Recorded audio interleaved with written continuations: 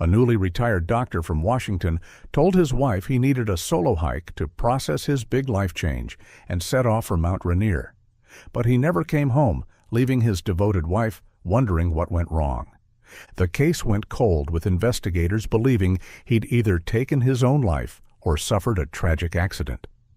But 4 years later, hikers exploring the wilderness downstream stumble upon something shocking trapped in a beaver dam, evidence that would shatter the official theory and prove his wife's instincts had been right all along. Charlotte's hands trembled as she cracked eggs into the pan, the morning sun streaming through her kitchen window, overlooking the distant silhouette of Mount Rainier. 4 years. 4 years since Robert had kissed her goodbye that morning, promised to be back by dinner, and disappeared into the wilderness he loved so much. The eggs sizzled, but her mind was elsewhere, lost in the familiar ache of not knowing. The shrill ring of the phone startled her, causing her to drop the spatula. She glanced at the caller ID, Mount Rainier National Park. Her heart skipped. They hadn't called in over 2 years. Mrs. Charlotte Henley? The ranger's voice was professional but gentle. This is Ranger Mike Patterson from Mount Rainier National Park. We need you to come to the station. Some hikers found a backpack in a beaver dam yesterday, and we've traced it through the GPS tracker serial number. It belongs to your husband, Robert. The words hit her like a physical blow. She gripped the counter, her knuckles white. A backpack? After all this time? Yes, ma'am. Can you come to the ranger station? We have some questions and the police are already here. Charlotte's mind raced as she drove the familiar route to the ranger station, her hands shaking on the steering wheel. Every turn brought back memories. This was the road they'd driven together countless times. Robert always excited about another adventure, always promising to be careful. She'd trusted his experience, his methodical nature. He'd hiked these trails for 30 years. The ranger station parking lot held 2 police cruisers alongside the usual park vehicles. Charlotte's stomach churned as she walked through the doors, the scent of pine and old wood triggering more memories. Ranger Patterson, a stocky man in his 40s, greeted her with sympathetic eyes. Mrs. Henley, thank you for coming. This is Detective Morrison from the County Sheriff's Office. Detective Morrison, a tall woman with graying hair pulled back severely, extended her hand. I'm sorry we're meeting under these circumstances. Please have a seat. They led her to a small conference room where Robert's waterlogged backpack sat on the table, mud-stained and partially torn. Charlotte's breath caught. She recognized it immediately. The gray and blue pack she'd given him for his 60th birthday, complete with the red carabiner he always clipped to the side. The hikers found it lodged in a beaver dam about 8 miles downstream from Spray Falls, Ranger Patterson explained. It was partially buried in branches and mud. We were able to trace it through the GPS device's serial number. Detective Morrison opened a folder. Mrs. Henley, we recovered the memory card from the GPS device. The antenna was damaged. That's why we couldn't ping it during any of our searches over the years. But the memory card retained data from before the damage occurred. Charlotte leaned forward, hope and dread warring in her chest. What did it show? The data indicates your husband went deliberately off trail that day. The last signal came from an area far from any marked path, approximately here. The detective pointed to a topographical map, her finger landing on a remote section of wilderness. We searched those exact coordinates again yesterday and this morning. Found nothing. But Robert never went off trail, Charlotte protested. He was meticulous about safety. He filed his hiking plans, stayed on marked paths. In 30 years of hiking, he never once deviated from his registered route. Detective Morrison's expression remained neutral. The GPS data is clear. He was miles from where he said he'd be hiking. Given this evidence and the remote location, we're looking at 2 possibilities: suicide or an accident. Suicide? Charlotte's voice cracked. Robert had just retired. We had plans, a cruise to Alaska, visiting our grandchildren in Oregon. He was excited about having more time together. "I understand this is difficult," the detective said, her tone softening slightly. "But after 4 years, with wildlife and natural decomposition, there would be very little trace remaining. We won't be reopening the case. The search of those coordinates yielded nothing, and frankly, there's nothing more we can do." Charlotte felt the walls closing in. "You're giving up? Just like that?" "We're not giving up, Mrs. Henley. We're being realistic. Your husband went off trail to a dangerous area. Whether intentionally or by accident, the outcome is the same. The case will remain closed." Through her tears, Charlotte examined the backpack's contents with Ranger Patterson. Robert's medical license sat in its plastic holder, warped but readable. Robert James Henley, M.D., the photo showing his kind eyes behind wire-rimmed glasses, that gentle smile she missed so desperately. His hiking permit, dated October 15th, 4 years ago, the ink faded but legible. His phone, the screen cracked and filled with murky water, completely destroyed. "The unusual thing," Ranger Patterson said quietly, glancing at the detective who had stepped out to take a call, "is where we found this. The Beaver Dam is miles downstream from any marked trail. For the pack to end up there, your husband would have had to be somewhere completely off his registered route. The water flow patterns suggest it traveled a significant distance." Charlotte stared at the ruined items, her mind refusing to accept what they implied.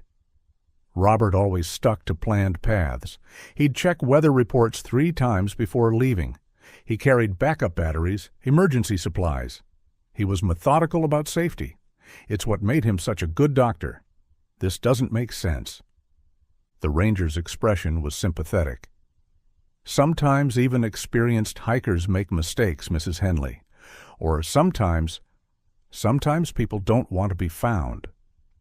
But Charlotte knew better. Robert would never leave her alone like that. Not after 40 years of marriage. Not after promising they'd spend every day of retirement together. He'd been counting down the days, crossing them off the calendar in his office with red marker, excited as a child before Christmas.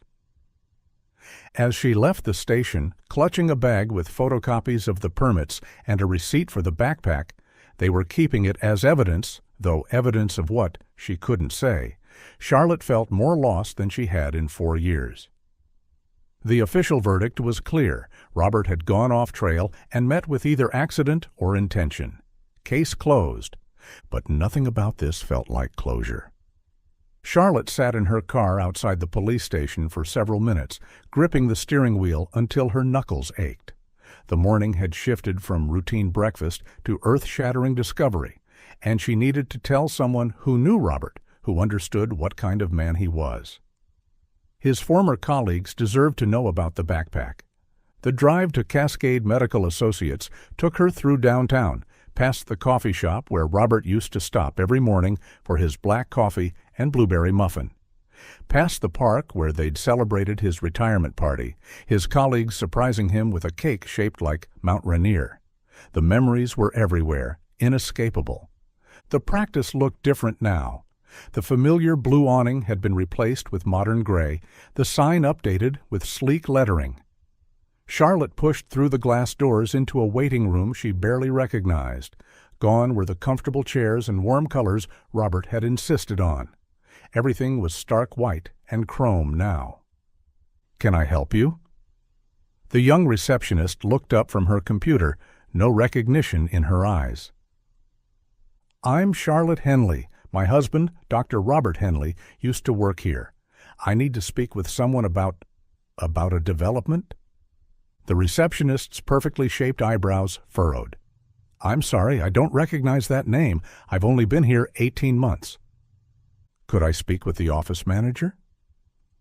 A few minutes later, a harried-looking man in his 30s appeared. "Mrs. Henley, I'm Brandon Chen, the current office manager. I'm afraid I didn't know your husband. The practice was sold 2 years ago, and most of the staff changed over. But Sarah Winters still works here. She was here during Dr. Henley's time." "Sarah's still here?" Charlotte felt a wave of relief. Sarah had been Robert's favorite nurse, competent and caring, someone he'd trusted implicitly.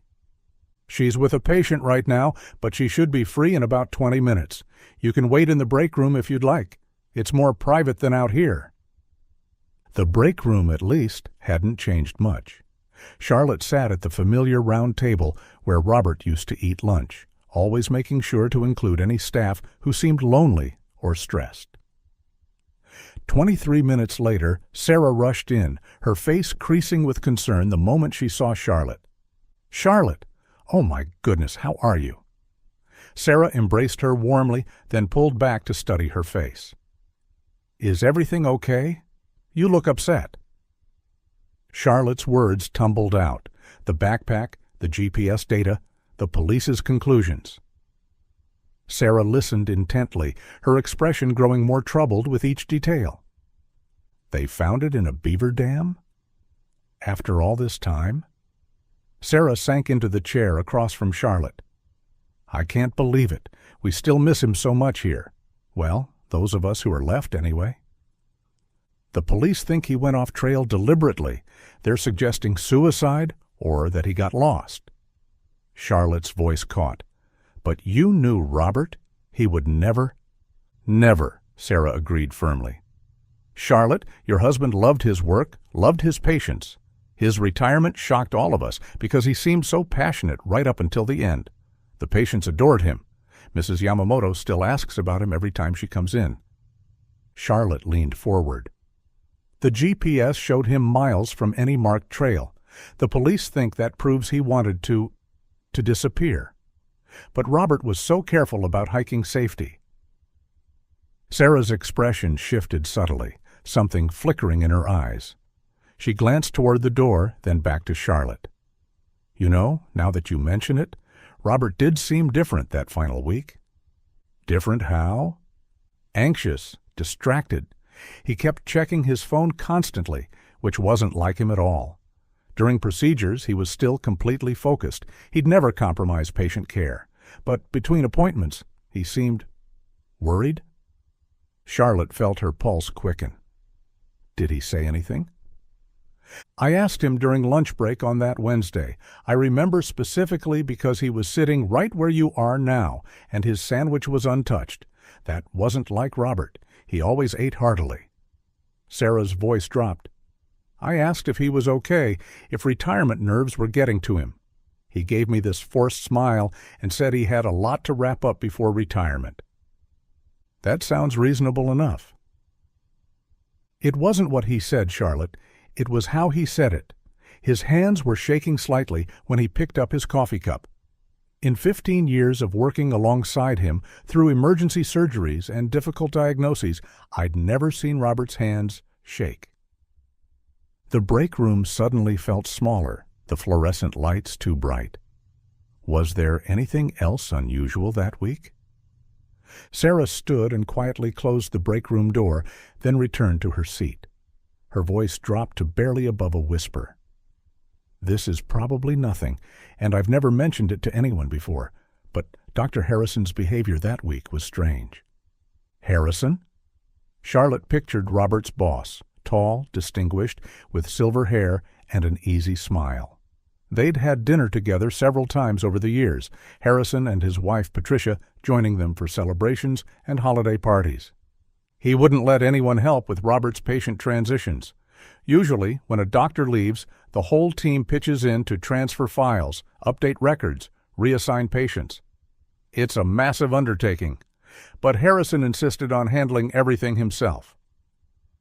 Maybe he wanted to personally ensure continuity of care? Sarah shook her head. "That's what I thought at first. But Charlotte, he was here until midnight several nights that week. I know because I forgot my car keys one evening and came back around 11. His office light was still on, and I could see boxes and boxes of files. The strange thing is, he took them all home instead of storing them in our records room." Charlotte felt a chill run down her spine. Robert never mentioned Harrison was acting oddly. "That's the thing. Harrison was perfectly normal during the day. Cheerful, supportive, throwing Robert that beautiful retirement party. But after hours—" Sarah trailed off, shaking her head. "I'm probably reading too much into it. Grief makes us look for explanations where there aren't any. You said Harrison took the files home. Were they ever returned? I honestly don't know. By the time I thought to ask, the practice had been sold. Harrison made a fortune on that sale, from what I heard. He opened a new, much larger practice across town. Multi-specialty, state-of-the-art equipment. He's doing very well. Charlotte remembered Harrison's modest practice from before, comfortable, but certainly not lavish. That seems like quite an expansion. He's got investors now, apparently. There was an article in the medical journal about his innovative billing practices and practice management. He's speaking at conferences about maximizing healthcare profits. Sarah's tone carried a hint of disapproval. Very different from the Harrison who used to say patient care came first. The break room door opened and Brandon peered in. "Sarah, your 2 o'clock is here." Sarah squeezed Charlotte's hands. "I'm so sorry about the backpack. If you need anything at all, please call me." She paused at the door. "Charlotte? I know the police have their theories, but I knew Robert. Whatever happened on that mountain, it wasn't because he wanted to leave you. He talked about your retirement plans constantly. The Alaska cruise, teaching your grandson to fish. He was counting down the days." After Sarah left, Charlotte sat alone in the break room for a few more minutes, processing what she'd learned. Robert anxious and distracted. Harrison working late, taking files home. The successful practice sale and expansion. None of it necessarily meant anything, but combined with the GPS data showing Robert far off trail. She thought about all those dinners with Harrison and Patricia, the easy laughter, the war stories from medical school. Harrison had given a beautiful eulogy at Robert's memorial service, speaking about integrity and dedication. He'd held Charlotte while she cried, promised to help any way he could. But now Sarah's words echoed. Very unusual for a boss to do the grunt work. What had happened in Robert's final week? What had made his steady hands shake? Charlotte gathered her purse and left the break room, nodding goodbye to the receptionist who was already focused on other tasks, other lives moving forward, while hers remained frozen 4 years in the past. But now, for the first time, she wondered if the past held secrets she'd never suspected. Charlotte's hands were dusty and her back ached from bending over boxes, but she couldn't stop searching. The storage unit smelled of mothballs and old paper, afternoon sunlight slanting through the small window to illuminate dancing dust motes. After Sarah's revelations, she needed to look through Robert's things with fresh eyes. She'd kept everything from his home office, every file, every notebook, every receipt. At the time, she'd been too grief-stricken to sort through it properly, just boxing it all up with the vague idea that someday she'd be strong enough to face it. Now, 4 years later, that day had arrived with the force of necessity. The first 3 boxes yielded nothing unusual: medical journals, patient thank you cards spanning decades, certificates of continuing education. Charlotte smiled through tears at a crayon drawing from a young patient, carefully preserved in a plastic sleeve. "Dr. Robert is the best." In the 4th box, wedged between 2 thick medical journals, she found it, Robert's leather day planner from his final months. Her breath caught. He'd always been old-fashioned about scheduling, preferring pen and paper to digital calendars. She flipped to October, her fingers trembling as she found the week he disappeared. Monday, October 12th. Staff meeting 7 a.m., Johnson surgery 9 a.m., lunch with Charlotte, Tuscany's 1 p.m. Tuesday, October 13th, rounds 6:30 a.m., clinic until 5, retirement party 6 p.m. Wednesday, October 14th. Patterson and Associates, 2 p.m., evening, review files. Thursday, October 15th. Meeting with Harrison, trail parking lot, 7 a.m. Charlotte stared at the entry, her mind reeling. October 15th. The day Robert disappeared. He'd told her he was hiking alone, needed time to clear his head about retirement, process the big life change. She remembered his exact words over breakfast. "Just need a day with the mountain, Charlotte. You know how it centers me." But here in his careful handwriting was evidence of a planned meeting with Harrison at the trail parking lot at 7 a.m., exactly when Robert had left the house that morning. Why had he lied to her? She flipped back to Wednesday's entry, Patterson and Associates. The name seemed vaguely familiar, but she couldn't place it. Digging deeper into the box, she found a manila folder labeled October Receipts in Robert's precise hand. Inside, paper-clipped together, were 3 receipts from Patterson and Associates. The letterhead clarified what her memory couldn't. Employment law specialists protecting workers' rights since 1987. Employment law? Robert had never mentioned any work issues requiring legal consultation. The receipts showed consultations on October 7th and 10th, with a third appointment scheduled for October 16th, the day after he disappeared. Charlotte pulled out her phone, grateful the storage unit had decent cell service. The law office answered on the second ring. "Patterson and Associates, how may I direct your call?" "This is Charlotte Henley. My husband, Robert Henley, was a client 4 years ago. I'm calling about some receipts I found."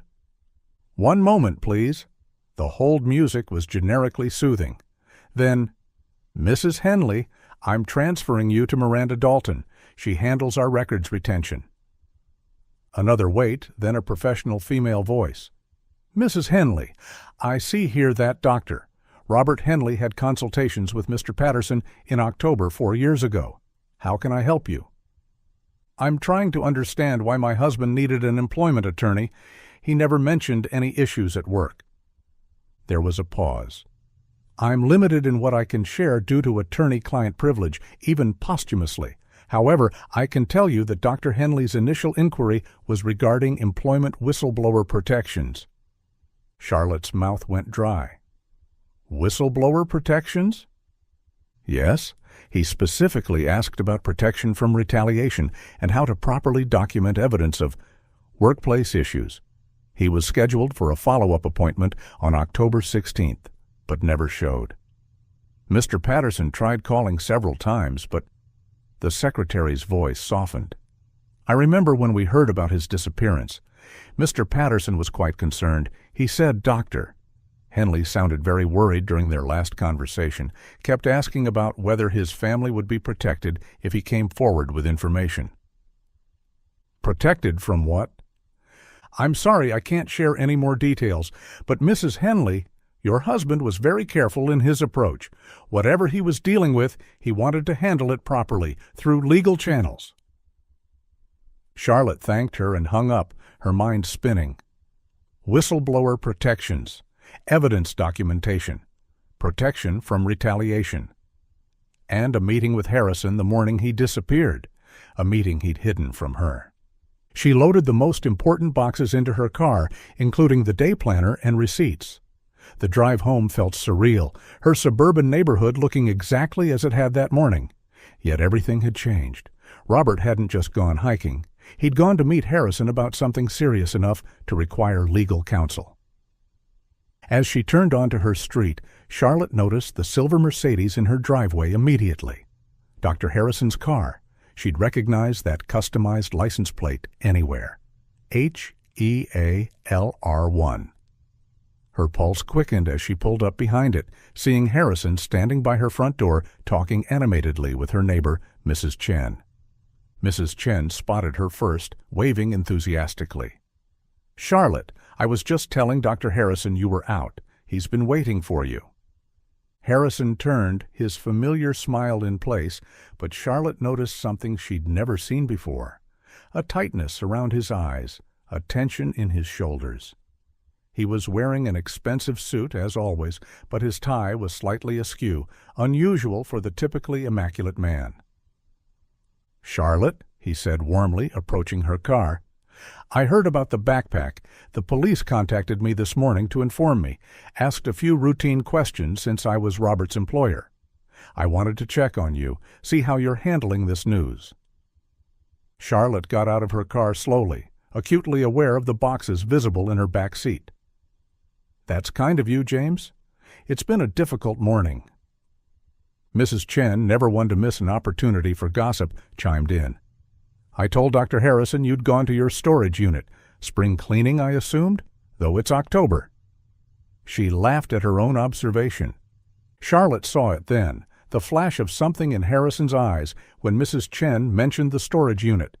His smile remained, but it faltered for just a moment, like a briefly flickering light bulb. "Storage unit?" Harrison asked casually, but his voice carried an edge Charlotte had never heard before. "Sorting through old things?" "Just some of Robert's belongings," Charlotte replied carefully.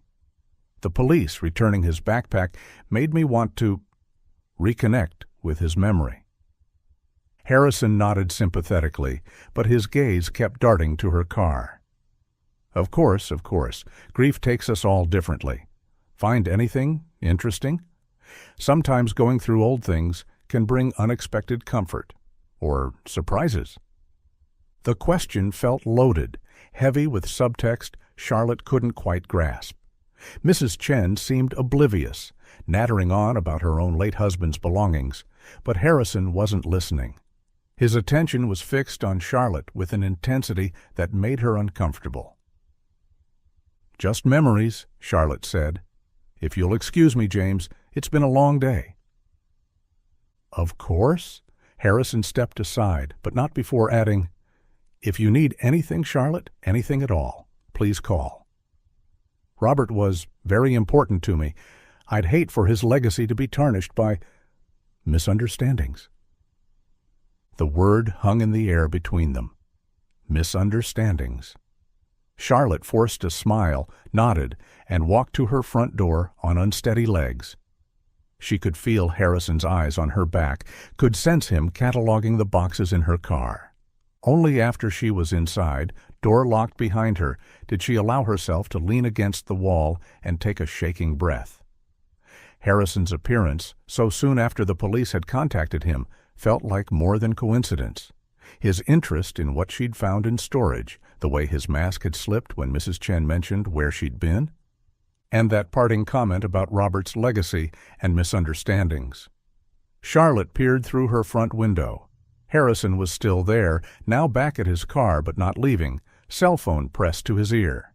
His free hand gestured sharply as he spoke, nothing like the calm, collected doctor she'd known for 15 years. Or thought she'd known. The day planner sat in her purse, that single entry burning in her mind. Meeting with Harrison, trail parking lot, 7 a.m. What had Robert discovered that required whistleblower protection? What had he been planning to tell Harrison that morning? And why was Harrison so interested in what she might have found in storage? Charlotte had barely settled inside when the doorbell rang. Through the peephole, she saw Harrison still on her doorstep, his expression rearranged into one of gentle concern. She considered not answering, but something told her that would only make him more persistent. She opened the door partway. "Charlotte, I'm sorry to bother you again," Harrison said, his voice soft and solicitous. "I was about to leave when I realized how abrupt I must have seemed. This news about Robert's backpack has shaken me too. I was wondering, would you like to get coffee? Sometimes it helps to talk with someone who knew him well, who understands what a special man he was." Every instinct screamed caution, but Charlotte also recognized an opportunity. If Harrison was involved in whatever had troubled Robert, perhaps she could learn something. "I suppose a cup of coffee would be nice," she said carefully. "Wonderful. How about Corner Coffee on Main? I remember Robert mentioning it was your favorite spot." "That would be fine. I'll meet you there in 15 minutes. "I'll drive us," Harrison offered quickly. "No sense taking 2 cars?" "No, I'll drive myself," Charlotte said firmly. "I have errands to run afterward." Something flickered in Harrison's eyes, but he nodded. "Of course. I'll see you there." Charlotte closed the door and immediately pulled out her phone, texting her sister Ellen. "Meeting Dr. Harrison at Corner Coffee on Main. If you don't hear from me in 2 hours, call police." She paused, then added, "Not joking." Ellen's response was immediate. "What's going on? Are you okay?" We'll explain later. Just please keep an eye on the time. The drive to Corner Coffee took only 10 minutes, but Charlotte used every one to steady her nerves. She parked where her car was visible from the window and chose a table in the busy main area, not the cozy back corner Harrison suggested. "You remembered," Charlotte said as Harrison returned with their drinks, a vanilla latte for her, black coffee for him. "Robert talked about you constantly," Harrison said, settling into his chair. "Vanilla lattes, hiking at sunrise, your grandson's Little League games, he was devoted to you." The words should have been comforting, but something in Harrison's tone made them feel like a probe, testing her defenses. Charlotte took a sip of her latte and waited. "This must be so difficult," Harrison continued. "The not knowing for 4 years, and now this discovery. Have you had time to process it all?" "I'm managing," Charlotte said carefully. Harrison leaned forward, his expression sympathetic. "Going through Robert's things must be emotional. All those memories stored away. Did you find much in storage? Sometimes people keep things they never mention to their spouses. Work documents, for instance." There it was. Charlotte kept her face neutral. Mostly medical journals and patient thank-you cards. Robert saved every drawing a child ever gave him. "How like him," Harrison smiled, but his fingers had started a rhythmic tap against the table. "No work files?" He was always so meticulous about documentation. I'd imagine he kept copies of important paperwork. "Just the usual," Charlotte said vaguely. "Why do you ask?" "Oh, no reason. It's just that when the police called this morning, they asked if Robert had taken any patient files home. HIPAA violations, you understand. I assured them Robert would never do such a thing, but I wanted to make sure, for his reputation's sake." Charlotte noticed the slight sheen of perspiration on Harrison's forehead, despite the coffee shop's cool temperature. "The police asked about patient files?" Standard questions, I'm sure. Harrison's drumming fingers picked up pace. "They also asked about his state of mind those final weeks. I told them what I observed, of course. Did you happen to find any personal writings, journals? Sometimes people contemplating major life changes. Write things down." "Robert wasn't much of a journal keeper," Charlotte said, watching Harrison's jaw tighten almost imperceptibly. "No? How about appointment books? He always carried that leather planner." Harrison's attempt at casual interest was failing. His voice had developed an edge.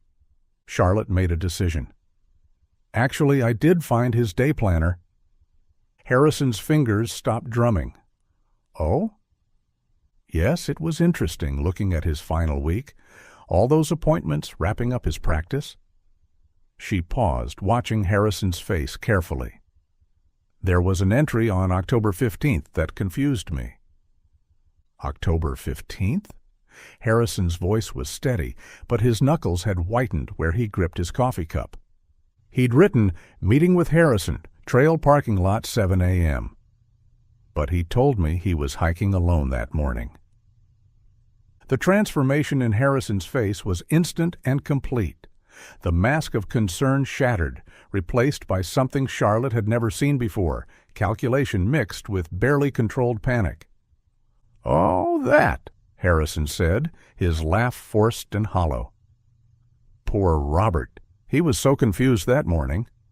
Actually, he called me around 6:30, sounding agitated. He was worried about his mental state, said retirement was hitting him harder than expected. I tried to talk him out of hiking, suggested we meet to discuss his concerns, but he insisted he needed time alone on the mountain. Charlotte stared at him, this man she'd known for 15 years, watching him construct lies as easily as breathing. "Robert called you?" "Yes, very early. Patricia can confirm. The phone woke us both. He sounded unwell, talking about pressure, about things he couldn't handle. I offered to meet him to help, but he became almost paranoid, said he needed to think." Harrison leaned forward, his voice dropping to a confidential tone. "Charlotte, I didn't want to burden you with this, but Robert had been showing signs of depression for weeks. The retirement transition was devastating for him. Depression? Charlotte heard her own voice, sharp with disbelief. Robert was excited about retirement. He had plans, trips mapped out. Sometimes people hide their true feelings, even from those closest to them, Harrison interrupted smoothly. As a physician, he would have known how to mask the symptoms. That confusion about our meeting, writing it down when it was just a phone call, that's typical of someone under severe stress. But Charlotte knew better. She'd seen that day planner entry. Robert's handwriting was firm, precise, exactly as it always was. No confusion, no trembling letters of a man in distress. And Robert had never lied to her, not once in 40 years. If he'd spoken to Harrison that morning, he would have mentioned it. "I should go," Charlotte said, standing abruptly. Harrison stood, too quickly, his coffee cup rattling against the saucer. "Charlotte, wait. If you found anything else, any documents that might be misinterpreted, I hope you'll let me know, for Robert's sake." His reputation dash. "Robert's reputation doesn't need protecting," Charlotte said coldly. "Excuse me." She walked out steadily, but she could feel Harrison's eyes boring into her back.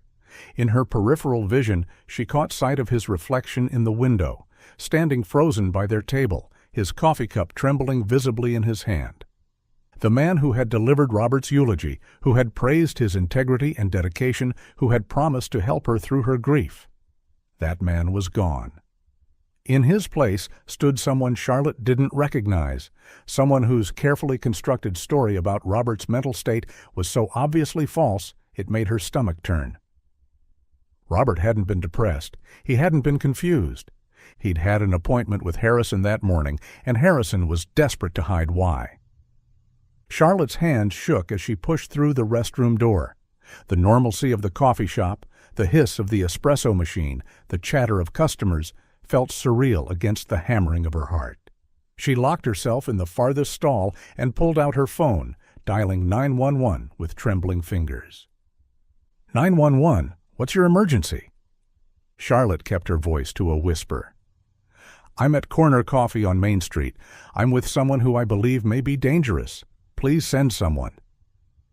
"Ma'am, are you in immediate danger?" "I don't know. Maybe. His name is Dr. James Harrison. He's asking questions about my deceased husband, and he's acting erratically. I'm scared." "We'll send a unit to check on you. Can you safely stay where you are?" "I have to go back out there, or he'll get suspicious. Please hurry."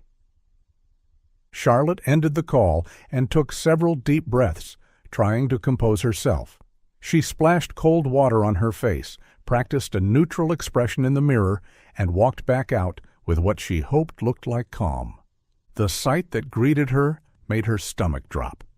Harrison had moved from his side of the table to her side of the booth, blocking her exit. His coffee sat abandoned across the table. "There you are," he said, his smile not reaching his eyes. "I was starting to worry." Charlotte forced herself to slide into the booth, pressed against the wall. "Sorry, I'm just feeling a bit overwhelmed by everything today." "Understandable."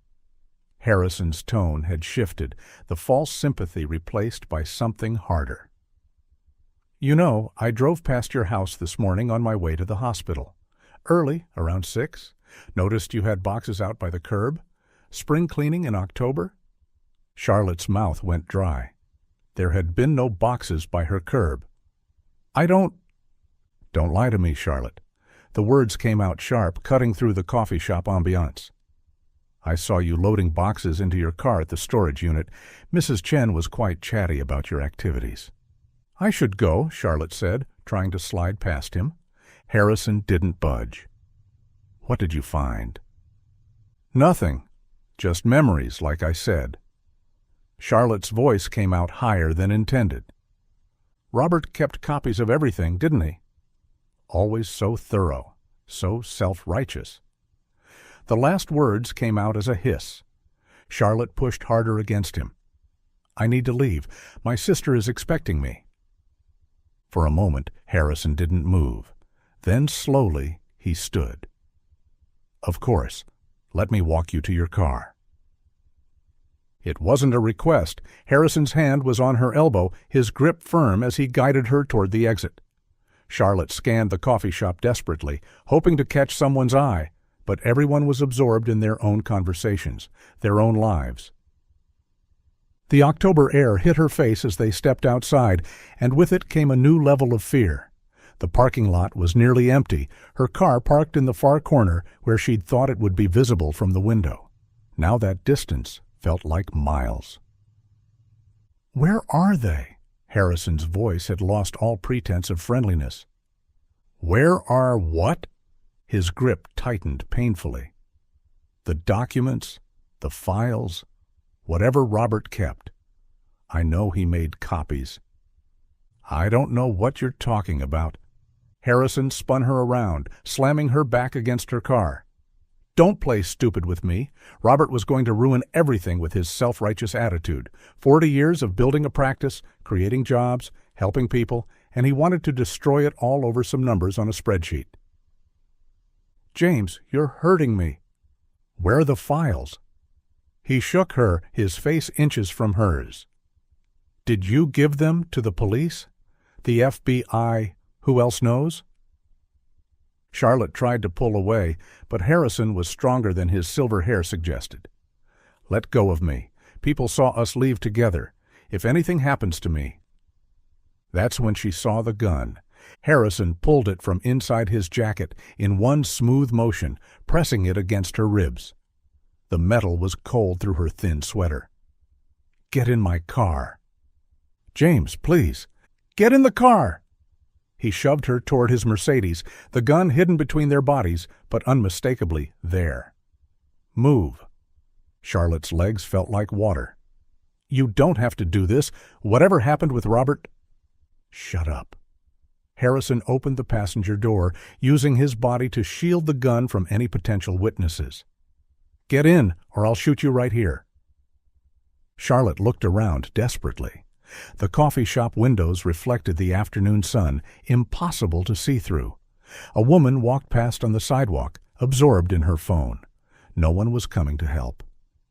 "Please," she whispered as Harrison shoved her into the seat. "I have grandchildren." "You should have thought of that before you started digging." Harrison slammed the door and moved quickly to the driver's side, the gun now pointed at her across the center console. "Hands where I can see them." Charlotte placed her shaking hands on her lap as Harrison started the engine and pulled out of the parking lot. He drove with one hand, the gun steady in the other. "You should have kept out of this," he said, his voice eerily calm now. "Should have just accepted that Robert killed himself like everyone else did. 4 years, Charlotte, 4 years of peace, and you had to ruin it." "You killed him?" The words came out as a whisper, but Harrison heard them. Robert killed himself the moment he decided to be a hero. "Do you know how many people depended on my practice? Not just employees, their families, their children's college funds, their mortgages. One sanctimonious doctor was going to ruin the lives of dozens of people." Charlotte began to cry, tears streaming down her face as Harrison drove faster, leaving the commercial district behind. The familiar streets gave way to suburban neighborhoods, then to the rural roads that led toward Mount Rainier.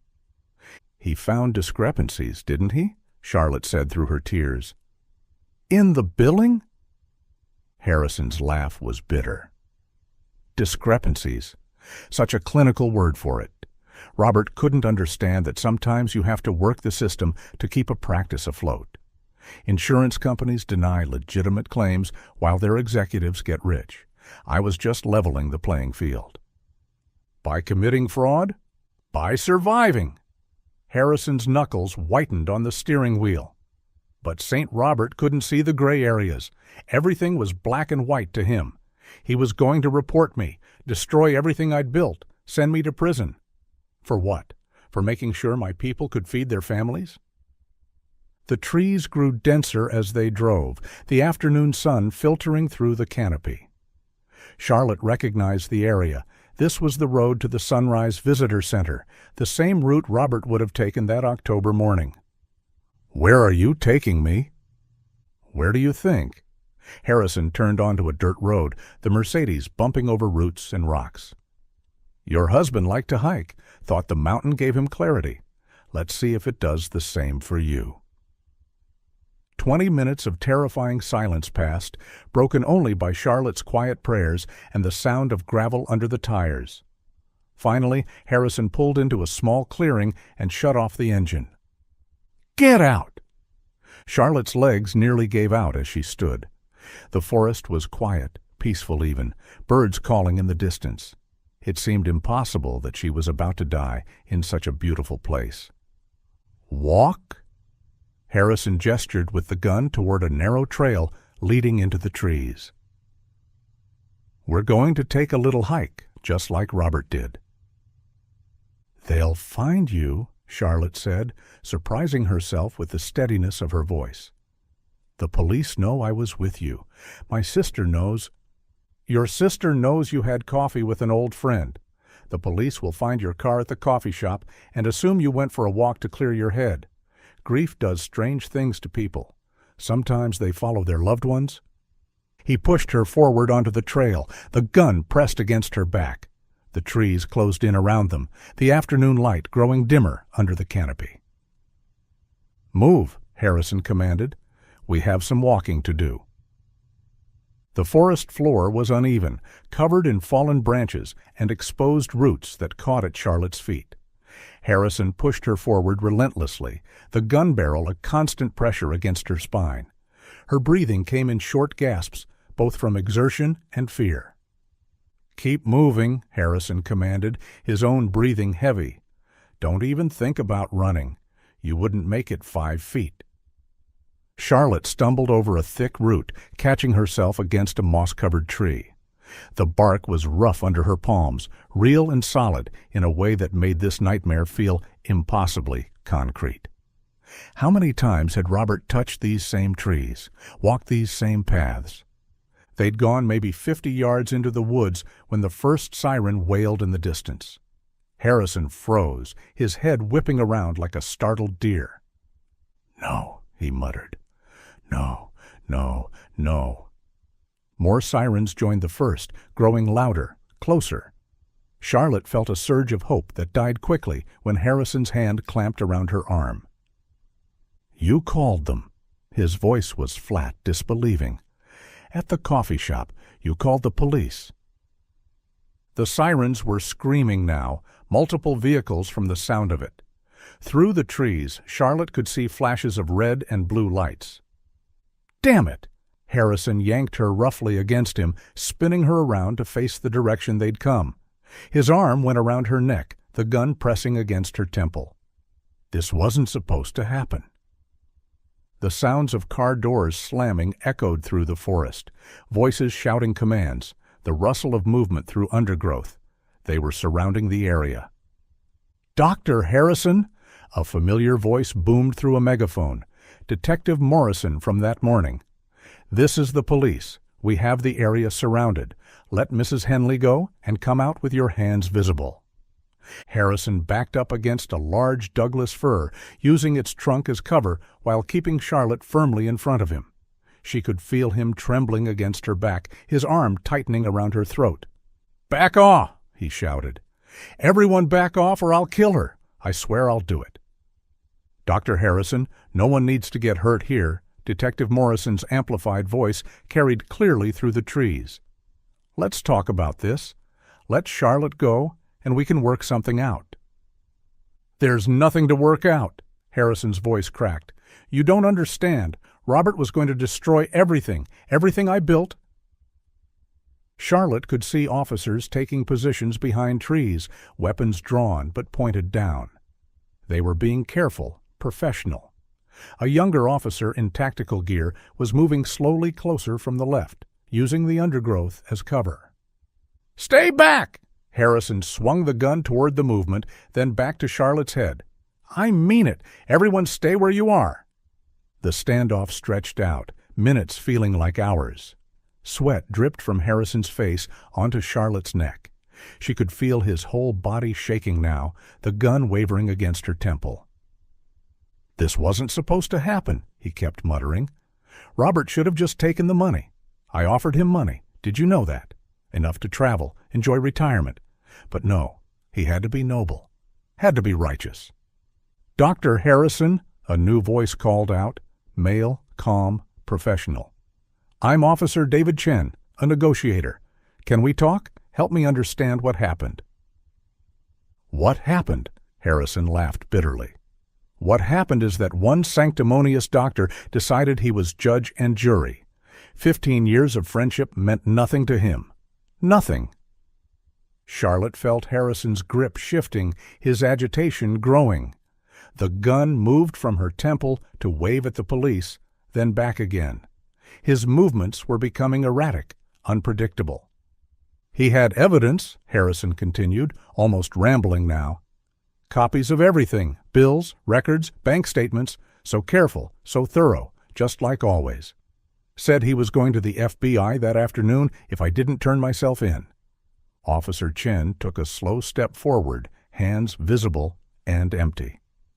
Let's talk about this, Doctor. I'm sure there's... Don't come any closer. Harrison's voice rose to a near scream. Panic had taken over completely now. Charlotte could feel his heart hammering against her back, his breathing ragged. Chen took another small step. It was too much. Harrison made a sound somewhere between a sob and a snarl, raising the gun and bringing it down hard against the side of Charlotte's head. Pain exploded through her skull, white lights dancing across her vision.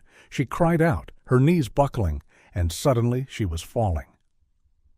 The moment Charlotte dropped, Harrison's human shield was gone.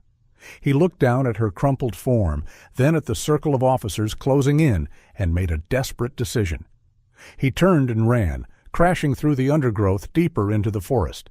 He made it maybe 20 feet. 2 officers in tactical gear burst from concealment, hitting Harrison from both sides.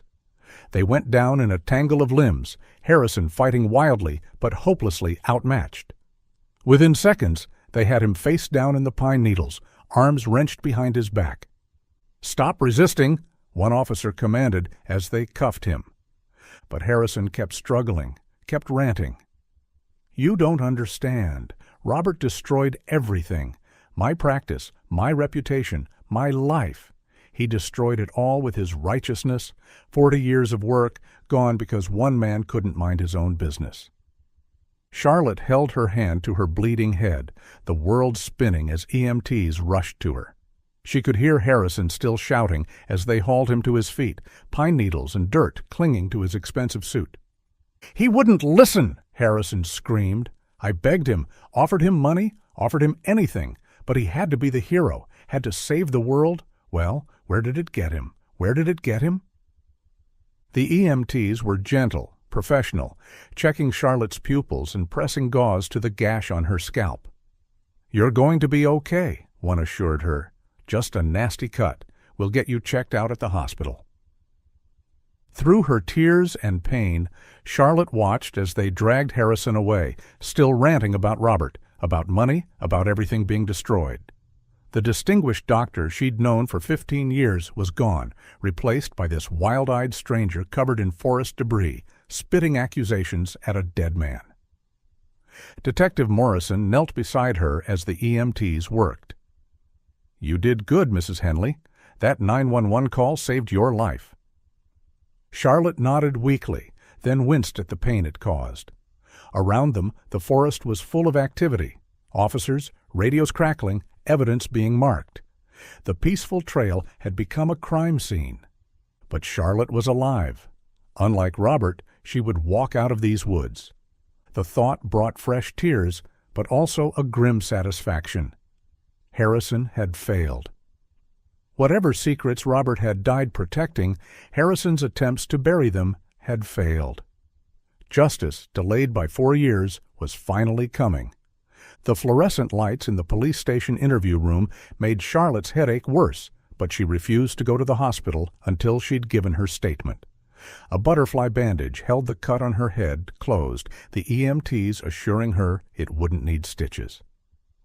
Detective Morrison sat across from her, a digital recorder between them, while a younger officer took notes. "Take your time, Mrs. Henley," Morrison said gently. Start wherever you're comfortable. Charlotte began with the morning's discovery of the backpack, moved through Sarah's revelations at the medical practice, the storage unit findings, and finally, Harrison's increasingly erratic behavior. Her voice shook when she described the gun, the drive into the forest, the certainty that she was about to die where Robert had died. He kept saying Robert should have taken the money, Charlotte said. That Robert was going to destroy everything. Morrison nodded. Dr. Harrison is in interrogation room 2. Would you like to take a break? I need to know what happened to my husband. A knock on the door interrupted them. Another detective leaned in, whispered something to Morrison that made her eyebrows rise. Mrs. Henley, Morrison said carefully, Harrison's story is falling apart quickly. Faced with the day planner evidence and your statement, he's talking a lot. Charlotte's hands clenched in her lap. What is he saying? I'll get the latest update. Officer Williams will stay with you. Morrison left, returning 15 minutes later with a grim expression and a thick folder. Harrison broke down completely, she said, sitting back down. He's confessed to Robert's murder. The word hit Charlotte like a physical blow. Murder. Not missing, not suicide, not accident. Murder. Morrison opened the folder. According to Harrison, he and 2 accomplices, men who worked at his practice, doing what he calls off-the-books jobs, met Robert at the trailhead that morning. They told Robert they wanted to discuss a resolution to their, quote, misunderstanding, said they could work things out privately. Robert believed them. Apparently he was wary but willing to listen. Harrison convinced him they just needed to talk away from potential eavesdroppers. They followed him up the trail for about an hour, getting him far from any witnesses. Charlotte closed her eyes, picturing Robert hiking with those men, probably still hoping for a peaceful resolution. He'd always believed in people's better nature. They stopped at a remote viewpoint, Morrison continued. Harrison made one last attempt to buy Robert's silence. When Robert refused and said he was going to the FBI that very afternoon, Harrison claims one of his accomplices pushed Robert. But given Harrison's pattern of lies, we suspect he gave the order or did it himself. How? The word came out as a whisper. It was a 200-foot drop onto rocks. Death would have been instantaneous. Morrison's voice softened. He wouldn't have suffered, Mrs. Henley. Charlotte nodded, unable to speak. Morrison gave her a moment before continuing. Harrison and his accomplices made it look like Robert had gone off trail on his own. They damaged the GPS device to prevent tracking, threw the backpack in the river. They thought it would never be found. But why? Charlotte finally managed. What was worth killing for? Morrison pulled out another document. This is where it gets complicated. Harrison has admitted to extensive insurance fraud over the past 15 years. He was billing for procedures never performed, sometimes on patients who had died months earlier. The electronic records were altered to show treatments that never happened. Sarah mentioned he wouldn't let anyone help with the patient transitions, Charlotte said slowly. He took all the files home. He was covering his tracks, but that's not all. Morrison's expression darkened. Harrison was also involved in illegal organ trafficking. He was accepting black market money for organ transplants, using his legitimate practice as a front. He had connections in major cities, a whole network of corruption. Charlotte felt sick. The man who'd delivered Robert's eulogy, who'd praised his integrity, had been running a criminal enterprise from behind his healer's facade. Robert discovered discrepancies during his final weeks, Morrison explained. Harrison got sloppy, or maybe Robert was just that thorough. Financial records that didn't add up, patient files that didn't match billing, unusual deposits. Robert started investigating quietly, gathering evidence. The attorney, Charlotte said suddenly. He was consulting about whistleblower protections. He was building a case. Harrison found out, he won't say how, and tried to buy him off. When that failed, he tried threats. Robert didn't back down. An officer knocked and entered, speaking quietly to Morrison. Charlotte watched the detective's face change, a mix of satisfaction and sorrow. "Mrs. Henley," Morrison said gently, "based on Harrison's confession about the exact location, we sent a helicopter to the cliff area. They've found remains." Charlotte's vision blurred with tears. 4 years of not knowing, and now. "The remains are lodged between rocks in a ravine. Recovery teams are working to bring him home. I need to prepare you. After 4 years of exposure to weather and wildlife, identification will require DNA testing, and much is missing." Charlotte nodded, tears flowing freely now. "But I can bury him. I can give him a proper funeral." "Yes," Morrison said softly. "You can?" Charlotte wiped her eyes. "What about Harrison's accomplices?" "He's naming names, trying to get a deal. 2 men who worked maintenance at his practice did his dirty work. We have units picking them up now. The FBI is getting involved given the interstate nature of the organ trafficking. This is big, Mrs. Henley. Your husband uncovered something that goes beyond just one corrupt doctor." Charlotte thought about Robert's final week, the shaking hands Sarah had noticed, the secret attorney visits, the weight of knowledge he'd carried alone. He'd known how dangerous Harrison was, but felt morally obligated to stop him. He'd tried to protect her by keeping her ignorant of the danger. "He knew they might kill him," Charlotte said quietly. "That's why he didn't tell me about the meeting. He was protecting me." "Your husband was a brave man," Morrison said. "He could have taken the money, looked the other way. Instead, he chose to do the right thing." "He always did," Charlotte whispered. "It's who he was." Later, as Charlotte signed her statement, she thought about the 2 men she'd lost that day. The husband who'd died 4 years ago trying to stop a monster, and the illusion of the friend she thought she'd known. Harrison had sat at their dinner table, laughed at Robert's jokes, played the role of respected physician while running a criminal empire that destroyed lives. But Robert had seen through the mask, and even knowing the cost might be his life, he'd stood up to corruption. He'd gathered evidence, consulted lawyers, prepared to bring Harrison down properly, legally. He'd died on the mountain he loved, pushed by men he'd trusted, but he'd died with his integrity intact. Charlotte left the police station as the sun was setting, painting Mount Rainier in shades of pink and gold. Somewhere on that mountain, recovery teams were bringing Robert home. The not knowing was over. The questions were answered. Her tears came fresh, but mixed with the grief was pride. Robert had died a hero, even if no one but her would ever know it. He'd sacrificed himself to stop an evil that had festered behind a healer's mask. She drove home slowly, already planning the funeral Robert deserved. A proper burial with full honors, with the truth of his courage finally known. Harrison would face justice. His accomplices would be caught. The network would be dismantled. And Robert would finally rest in peace, his final battle won.